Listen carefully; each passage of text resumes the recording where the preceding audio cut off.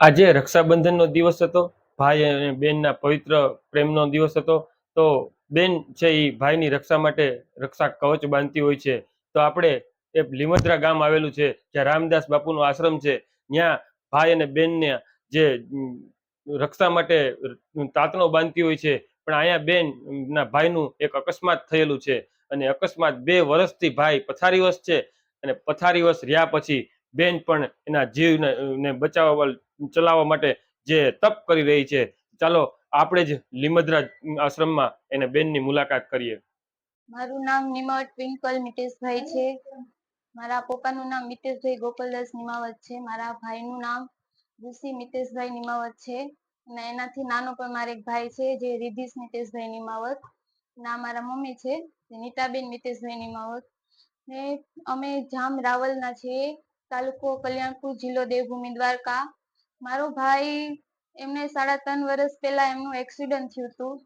ત્યાં આપણે દ્વારકા બધા પદયાત્રી ચાલીને જતા હોય તેમની સેવામાં ગયો હતો.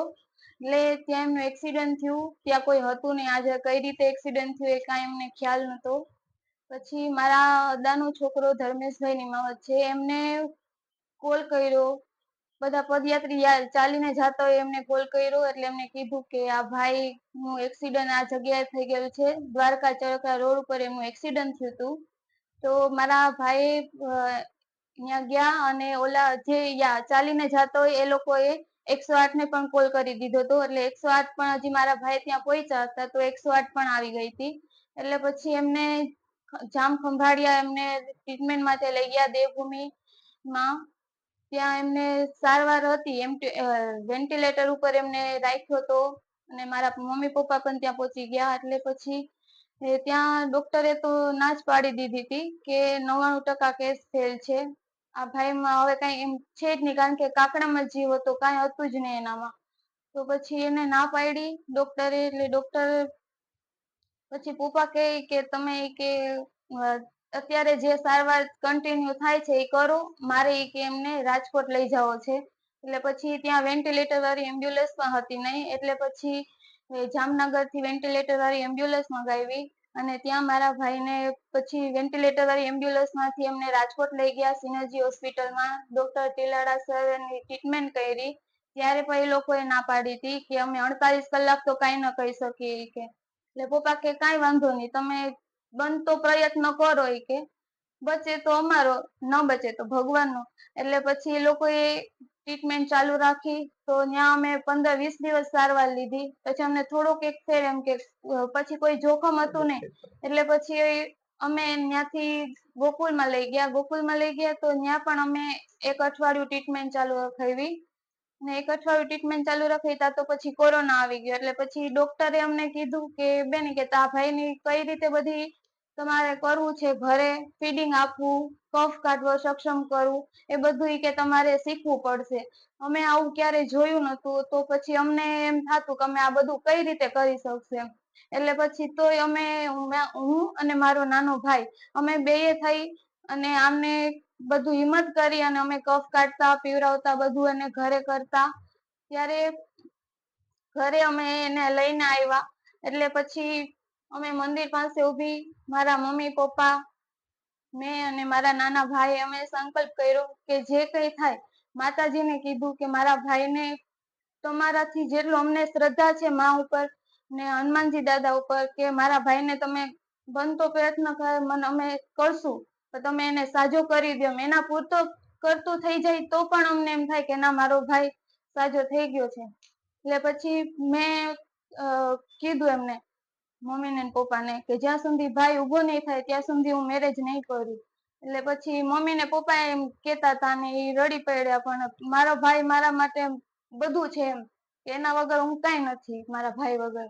એટલે પછી મેં એનું બધું કર્યું, એનું ધ્યાન રાખવું. અને ત્યારે 3.5 વર્ષ સુધીમાં અમે શારીરિક, માનસિક રીતે અને ફાઈનાન્શિયલ રીતે ખૂબ જ ઓલા થયેલા હતા એમ.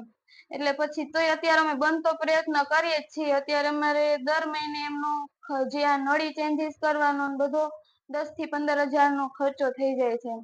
એટલે પછી અમે કન્ટિન્યુ એની સારવાર તો અમે ચાલુ જ રાખી છે. ને પછી અમે મારા માસીના ઘરે ગયા. ત્યાં અમને એક ભાઈ એવા મારા માસા છે એના ફ્રેન્ડ, એમને કીધું કે તમે કે આ ગામે જાઓ, અહીંયા આ લીમદ્રા ગામ છે કે ત્યાં રામદાસ બાપુનો આશ્રમ છે, રામદાસ બાપુ બહુ સારી કે ટ્રીટમેન્ટ કરે છે અને ઘણાયને બ્લડ કેન્સર હોત મટી ગયા છે એમ. એટલે પછી અમે અહીંયા લઈને આવ્યા. તો અમે રાત્રે રવિવારના રાત્રે 9 વાગે અહીંયા પહોંચ્યા હતા. તો દાદાએ ત્યારે કીધું કે તમે કે અત્યારે જાઓ, કાલ સવારે આવજો કે. એટલે અમે બીજે દી આવ્યા ત્યારે રસ્તામાં મારી ગાડી પણ બગડી ગઈ હતી, અમને ઘણી તકલીફ પડી અહીંયા આવવા માટે. તો પણ અમે 11 વાગ્યા સુધીમાં તો અમે અહીંયા પહોંચી જ ગયા હતા. પછી દાદાએ ભાઈને જોયો, પછી એને અમારી ગાડી રિપેર થવાની હતી તો દાદા કે તમે કે ગાડી રિપેર થાય એટલી વાર ભાઈને અહીંયા રાખો કે. અમને તો દવા લખીને અમારે તો જવાનું જ હતું. એટલે પછી દાદાએ કીધું કે તમે ગાડી રિપેર થાય એટલી વાર ભાઈને અહીંયા રાખો, પછી તમે જાજો. એટલે પછી ત્યાં અંદર ભાઈને રૂમમાં સુવરાવ્યો. તો દાદાએ પછી એમને બધું હલ્દીનો ને લેમ્પ લગાવ્યો, બધે માથામાં ને ગળામાં ને પછી દાદાએ કીધું કે હવે કે તમે છે ને અહીંયા જ રહ્યો કે ભાઈ ઊભો થાય તો કે હું કે એને ઊભો કરીશ એમ, મારાથી કે બનતો પ્રયત્ન કરીશ દાદા કે.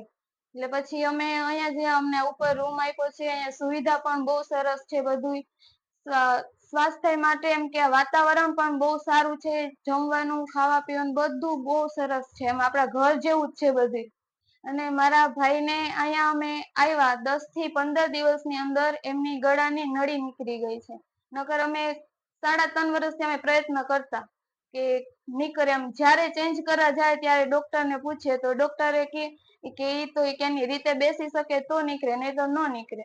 એટલે પછી અમે અહીંયા આવ્યા, દાદાએ 10-15 દિવસ અમને સારવાર આપી, એમાંથી એની ગળાની નળી નીકળી ગઈ છે અને હવેથી થોડું થોડું મોઢેથી ખાતો થઈ જશે. એટલે પછી દાદાએ કીધું કે આપણે નાકની નળી પણ કઢવી નાખશું એમ. ત્યારે તો અમને દાદા વિના મૂલ્યે કોઈ પણ એમ કેતા નથી કે તમે આટલું દો આટલું દો. આપણે યથાશક્તિ જે કઈ આપણે દાન પેટીમાં નાખીએ એમાં દાદા કોઈ પણ કેતા નથી કે તમે આટલા પૈસા દો આટલા પૈસા દો. અમે જયારે ભાઈને દવા લઈને જતા ત્યારે દાદાએ પૂછ્યું કે આ દવાની શું દેવાનું, તો તમારે જે યથાશક્તિ હોય એ આપણે જે દાન પેટી છે એમાં દેવાનું.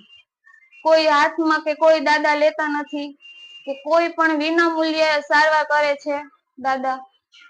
અને એમને કોઈ પણ જાતની કોઈ પણ તકલીફ કે કાંઈ પણ પડે નહીં, ઘર જેવું જ લાગે છે બધાને. અને મારા જીવથી પણ વધારે વાલો છે. અને હું તો બસ એ જ કહું છું કે અત્યારે ભાઈ છે, આપણા મમ્મી પપ્પા ના હોય તો આપણો ભાઈ આપણે બધી રીતે કામ આવે એમ. કે એને એના માટે એક સારું એવું આમ વ્યક્ત નથી કરી શકતી મારી રીતે, પણ મારો ભાઈ છે ને મારા માટે બધું છે એમ. ઈ છે તો બધું છે, નહીતર કાંઈ નથી. પપ્પા પછી જે કાંઈ હોય તો એ ભાઈ છે. ભાઈ હોય તો આપણે એના ઘરે આવી જઈ શકીએ, મેરેજ થઈ ગયા હોય તો બી. ભાઈ ન હોય તો પછી આપણે ક્યાં જવું એમ. ભલે કાકા બાપાના ભાઈ હોય પણ સગા ભાઈ જેવું તો ન જ થાય એમ. આ હતી ભાઈ બહેનના પ્રેમની પવિત્ર વાત. આવા જ નવી વાતો સાથે મળતા રહેશું. ગિરનાર ટુડે, ઉદય પંડ્યા, જુનાગઢ.